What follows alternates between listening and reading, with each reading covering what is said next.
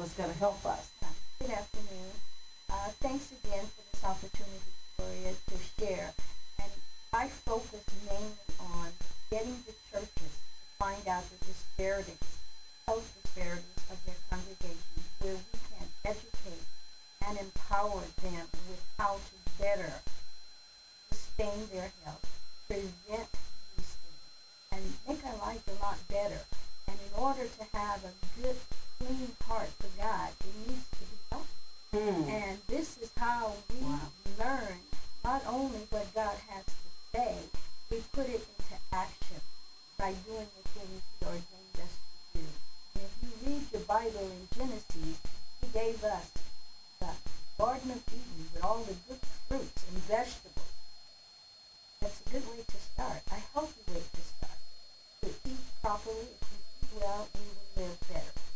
So I want to also express at our church, we attended the gathering last year and we acquired a mini grant to help us start a health ministry in Neighborhood Baptist Church in San Francisco.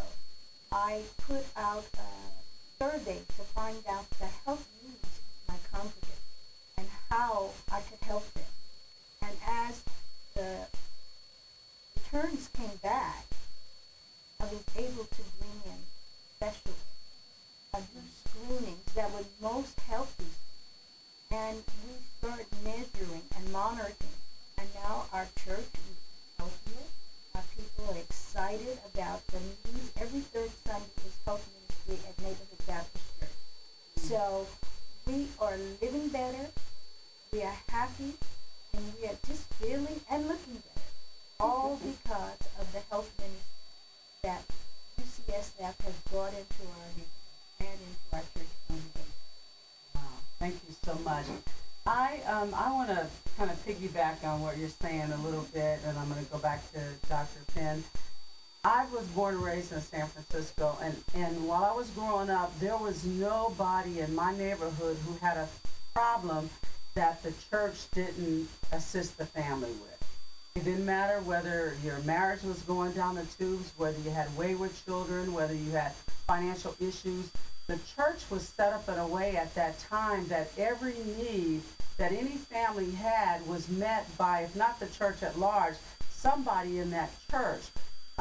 And one of the tragedies, I think, of all this progress is the fact that the church got left by the people, and the church in many cases is just sitting there, and the church is still the main institution where healing starts for most people. So the fact that this work is going on to it's going to regenerate how we operate with the church really is the place where healing starts, and it really is the place where we get the strength and the courage and the energy and the spiritual drive to keep going. And the fact that churches are going to open their doors and expand in a way that is going to address our health issues, I think is really, really paramount. So, Dr. Penn, you talked when we were at the event about some of the problems and the issues that are going on around early detection of cancer and some of the obstacles that are in the way and some of the unfortunate information that doesn't get out, I don't think, in a big way. Can you talk about some of that right now? Indeed.